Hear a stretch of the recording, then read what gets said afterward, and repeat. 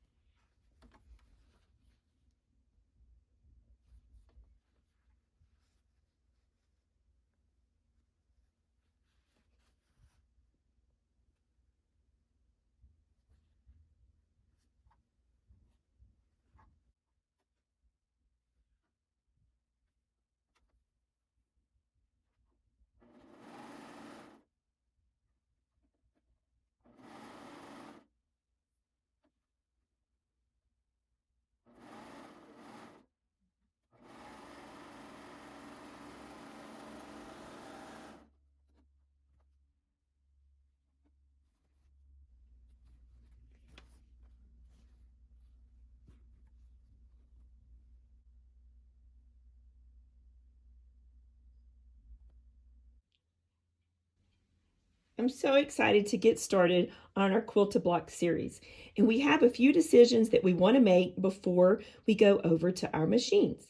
The first thing we want to talk about is what frame size you want to choose to quilt your first block, or all of the blocks in the series. So what I'm going to do is consistently use the same size for each week's release. That way, when I finish up, I'm going to have a whole quilt to put together with you. You have 3 different size choices, and those sizes are determined by choosing the design for the hoop size that I've designed for each block. You're going to have 3 choices to choose from. You can either use a design that's going to fit in an 8 by 8 inch embroidery frame, or a 9.5 by 9.5 inch embroidery frame, or a 10 5/8 by 10 5/8 inch embroidery frame. I've chosen to use my 9.5 by 9.5 inch frame throughout this series. And then the next thing that you're going to want to do is just hoop 1 layer of no-show mesh stabilizer. I like to use this in my quilt along projects because it's thin and it's soft and pliable. It's going to stay in our project. That's the stabilizer that I like to use. If you have one that's your preference, by all means, you choose whichever one makes you the happiest or the one that you like to use. Next, let's talk about a few more supplies that you're going to want to gather together. You'll notice that I've already pieced my 4-patch quilt block. I have my one layer of batting for this block, and I have my one layer of backing for this block. I've chosen a thread that's going to coordinate with the fabrics that I've picked. And you're also going to want to wind a bobbin in the same thread that you've chosen for your needle. That way it looks just as pretty on the back as it does on the front. As we continue through our Quilt-A-Block series, each week I'm going to make available a new quilting motif. Now this tutorial, which is going to be our first one, it'll be the tutorial that you might want to bounce back to, look at it again, just for the step-by-step tutorial of how it's going to be quilted. So as I release new designs each week until we finish up this series, those newer tutorials, you're just going to see me quilting along pretty quickly. But again, this is going to be the tutorial that you might want to come back to and watch again if you need a little refresher course. All right, now that we've talked about all those things, we've made a few decisions, we've gathered our supplies, let's go ahead and get started quilting our first quilt block in this series. Before we get started stitching, go ahead and thread your needle with the color of thread that's going to coordinate with your block and also your bobbin that's going to coordinate with your block. All right, so now it's time to go to our machine and find our embroidery design. Just to let you know, I have a wired mouse that's attached to my machine. So if you'll notice on the screen, there's a little arrow, and you'll see that little arrow moving around. And that's where you want to follow your eyes. Just follow along with the arrow as I talk you through the process. We're going to go into the embroidery section of my machine. You find your embroidery section on your machine and go in and find your embroidery design if your machine is a little different than mine. I'm going to go down here into my memory pocket. And I have a flash drive attached to my machine on the right hand side over here on the outer edge of the machine. So I'm going to look up here at my tabs and I'm going to find the icon that looks like a flash drive. I know this is where I have my flash drive attached, so I'm going to touch that. It's going to bring me to where it shows everything on my flash drive. And I've placed my designs here in the folder that says Quilt-A-Block with Lori. I'm going to touch that. And once again, I mentioned that I'm going to use my 9.5 by 9.5 inch embroidery frame. So I want to find the design that's designated for that size hoop. I'm going to just touch this little bubble with the arrow up. That's going to allow you to see more of a full screen of what's in that flash drive. And right here, you're going to see where it says Design 1, 9.5 by 9.5 hoop. So that's going to be the design that I'm going to choose for today's embroidery quilting motif. I zoomed in so you can see it a little closer. We're going to click on that design. On my machine, sometimes when I bring a design in right off the bat, I might get this message, but it's okay. I'm just going to follow through. I'm going to touch OK in that lower right-hand corner. And now I'm going to touch Set. And now it's brought the design on my workspace. Now I'll just touch Embroidery in the lower right-hand corner, and we'll be ready to get started. The first thing that's going to stitch is our placement stitch, and it's also going to stitch a big plus sign. It's actually an X and Y axis, and I've designed that so we're going to have a little more accuracy when we're placing our 4-patch block on to our frame, onto our stabilizer. So we'll see how that works here in a few minutes. Let's go ahead and load our frame onto our machine and stitch our placement block and our XY axis.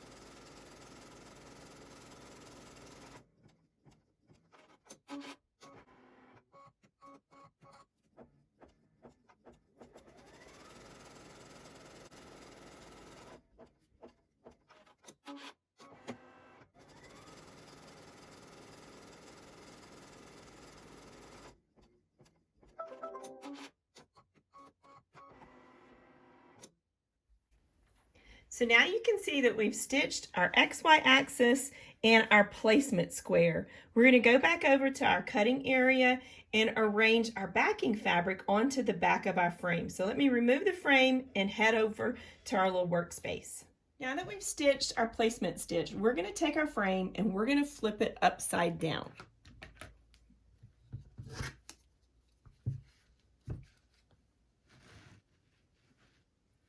We're going to take our backing fabric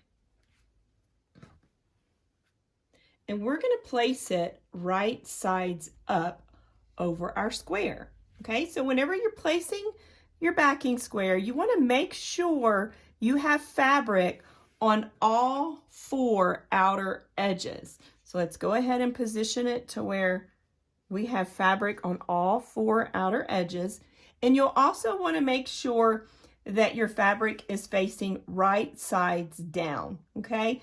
We're kind of looking at it, but keep in mind we're looking at the back of the frame. So when you're looking at your back, make sure you see the right side of your backing fabric. Once again, I'm just going to kind of look on all 4 edges. So here's that bottom line. I'm going to just scoot it a little bit down. I'm going to take a look on all 4 edges. So here, maybe scoot that to the right a little. And on this side, okay, that looks pretty good. I might have a little more room to where I can scoot that one over. And then I want to look at the top. All right, so it looks like I have fabric covering all 4 lines. I've ran out of my embroidery tape, so maybe you have some of that pink embroidery tape that you use. I'm just using some 3M tape to temporarily hold my block in place. So make sure it's sticky. Don't use a piece of tape that you used before for this process while we're doing the back section, because your frame is going to be sliding on the bed of your machine, and if any of this tape is peeling up, it might grab a hold of the bed of the machine and start coming undone. So make sure this is a fresh piece, and you're going to just ever so slightly lay one edge of the tape on a bit of the fabric. We don't want to go way in, or we're going to be stitching our tape down. If you happen to do that, you can just, it's going to perforate the tape, so you'll be able to remove it. So I'm just scooting in ever so slightly with my tape and getting that in place. Just grab one of your favorite nifty notions and give it just kind of a very gentle rub. That way the tape's going to start adhering to the stabilizer. Once again, we're going to do that to all 4 sides.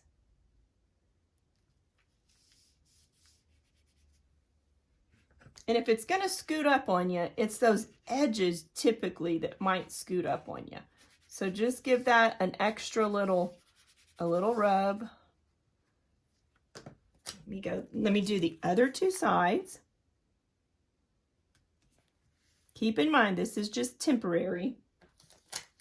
I have a little bubble, so let me pick that up. That might happen to you, so just pet your fabric down. There we go, that's a little better. And then again on the outer edge.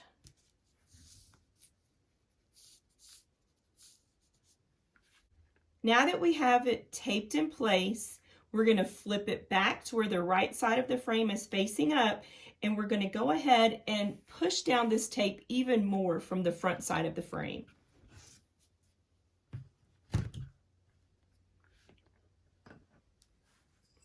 So we really want to be able to rub very, I'm going to say forcefully, because we're on a flat surface, so we can give it a nice push on those outer edges.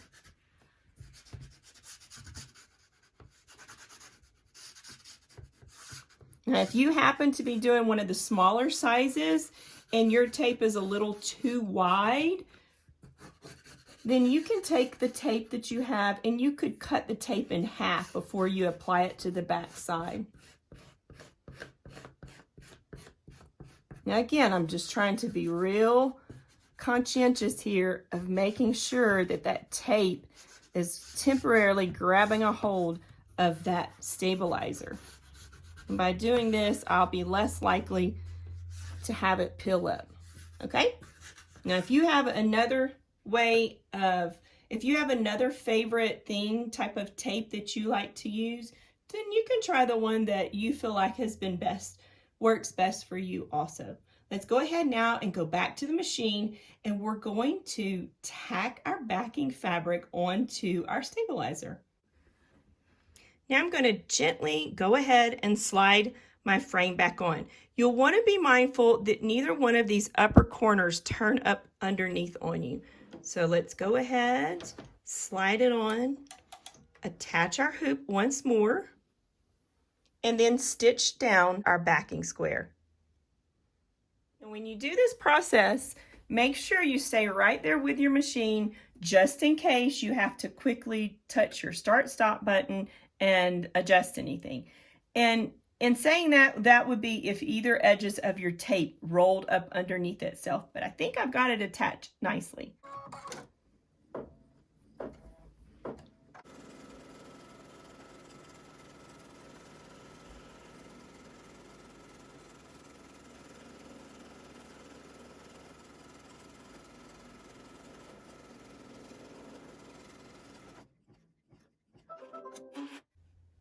Next, we're going to take, once again, and flip our frame upside down. We don't need to leave that tape onto the backing any longer.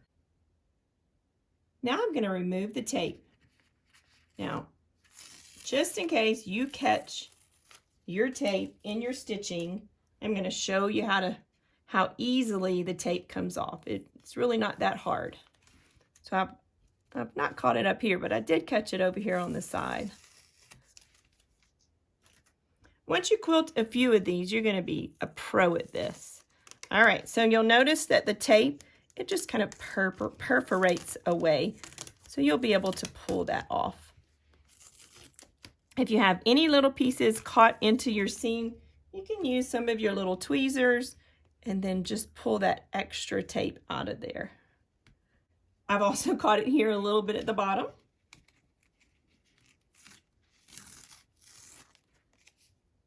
But that's okay. Again, we're just going to kind of tickle the tape and pull the rest of it off.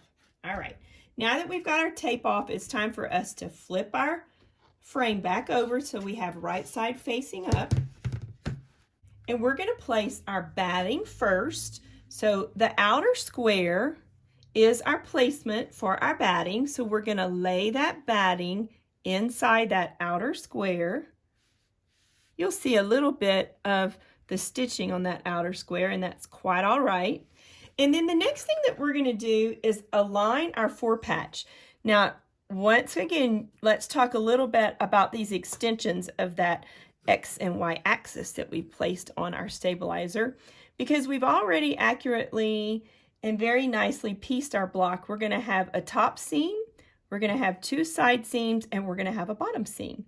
So we're going to place our 4-patch block on top of our batting, right side up, and we'll align the top and bottom and the 2 side seams along with these extension markers, those placement stitches for our 4-patch. So you do whichever one first makes more sense to you. Now, along with aligning our lines that extend out, you also want to make sure that your 4-patch is going to extend out that outer rectangle. So you can just even take the edge of your fabric and make sure that you've aligned it with the outer part of your backing fabric. So I'm going to go ahead and place my seams on those marks. So I've got the bottom, I've got the right, I've got the left aligned, and I've got the top. Now I'm trying not to lean over and place my head in your view, but go ahead and bring yourself over to where you can really accurately see each one of these areas when you're placing your 4-patch on. Okay, I think I've got that in place, nice and neat. And once again, we're going to grab some tape and we're going to place down all 4 sides. Again, I'm just catching a wee little bit of the fabric.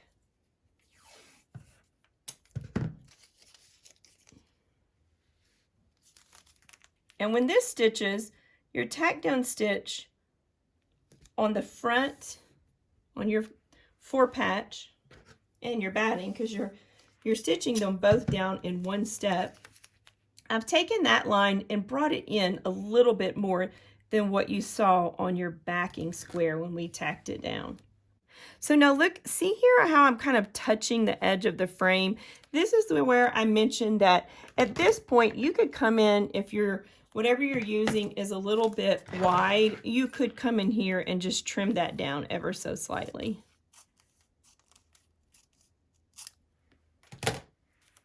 Alrighty, so there we go. Just catching a bit of it. You can use whatever notion that you might have, whatever you're using to temporarily attach your fabric onto your stabilizer so we don't have any shifting. And you'll notice how my tape, it is quite wide. I didn't use just a wee little bit of tape. I wanted to use a wider piece. That way I'm going to get more of an option to where it's not going to shift so easily.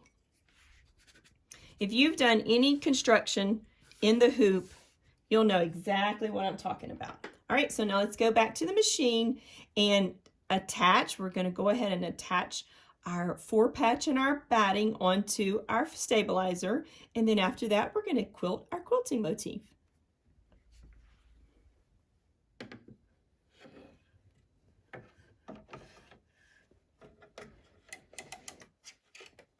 Now here you have an option to where if you want to do the tack down stitch in a color of thread that's going to match the block, so later on when we start stitching it together and with our stitch together process, just to be kind of safe or give us a little wiggle room, if our thread is matching our fabric, it'll just kind of help us out, give us a little forgiveness in the end. So I'm going to go ahead and switch over to a color of blue thread that matches my fabric just for the tack down stitch. Now, if you decided to change your needle thread, it would be good for you to also have a bobbin in that same color and change your bobbin thread also. It's not really necessary for you to do this because once we assemble them together, when we finish our series, we're not going to see this stitch line, but someone may want to do that, and I just thought I would give y'all that option and kind of show you that step if you would like to. Now, as we stitch, we're going to be very mindful of where our needle is going, and if we needed to push our start-stop button real quickly, we could.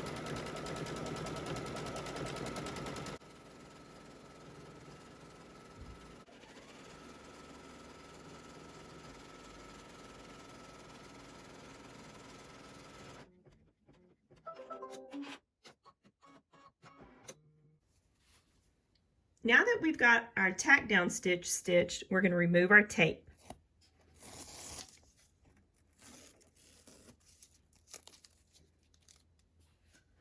I once again caught my tape a little bit.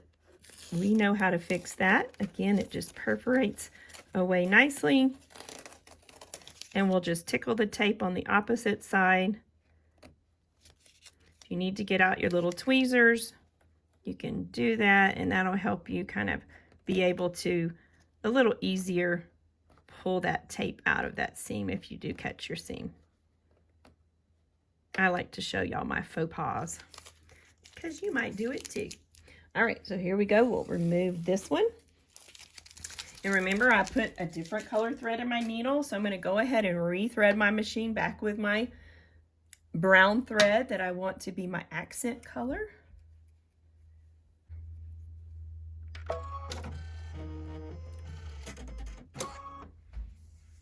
Now that I've rethreaded, let's go ahead and quilt our quilting motif.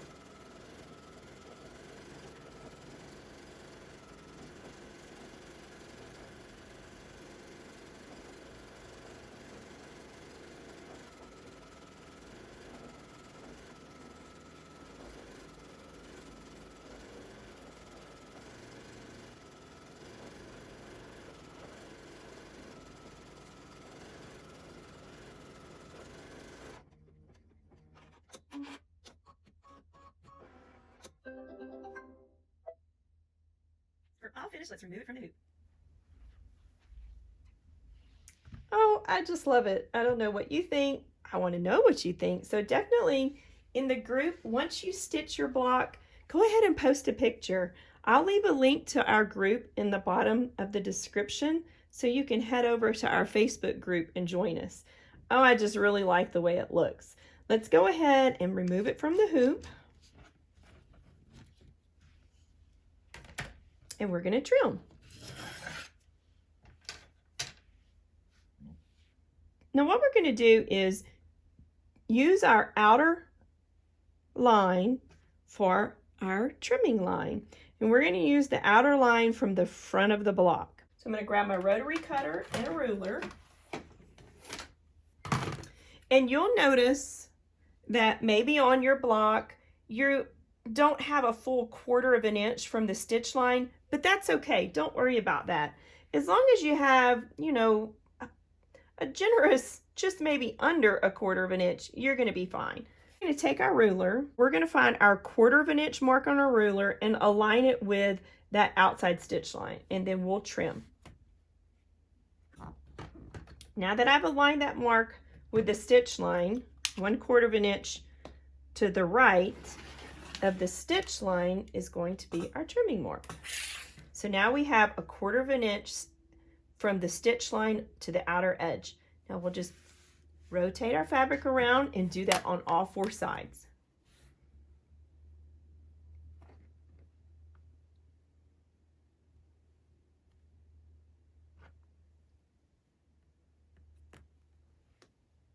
And to keep it nice and straight, you can align one line along the stitch line on this side and one line along the side that you're cutting. And that's going to give you some extra accuracy.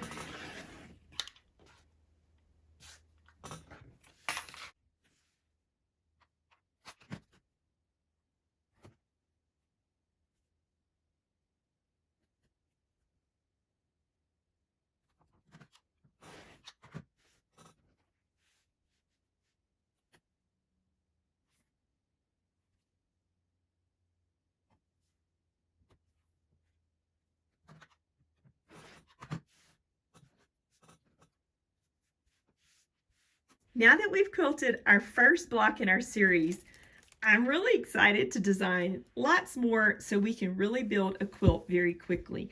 Now keep in mind, if you want to do a quilt with this quilting motif, you can do tons of blocks and just use this one quilting motif, but I'm going to have more coming your way. You'll notice that I pieced my blocks together on my serger. If you're interested in a full serger course that I've created, I'll also place that link down in the description. Well, what do you think? Hope you had fun quilting a block with me. Maybe you learned something. I better go get started on our next quilting design. See you next week.